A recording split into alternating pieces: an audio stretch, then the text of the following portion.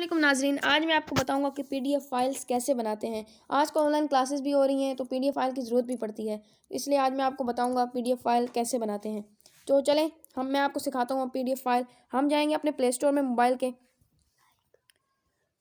پلے store open کریں گے، ادھر image to P D F converter search کریں گے۔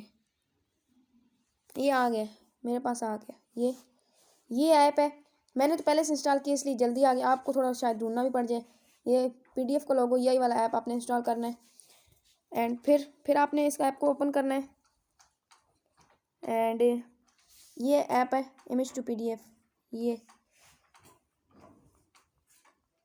یہ والا ایپ ہے۔ آپ نے اس کو اوپن کرنا ہے، ایسا آئے گا لوگو۔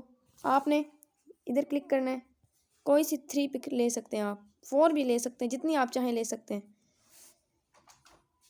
کنورٹ ٹو ادھر کریں گے، کوئی بھی نام آپ لکھ سکتے ہیں، پیپر کمپریس کر سکتے ہیں، وائٹ مارجن لگا سکتے ہیں، پاسورڈ لگا سکتے ہیں، جو آپ چاہیں کر سکتے ہیں۔ اوکے، یہ ہمارا ہو گیا۔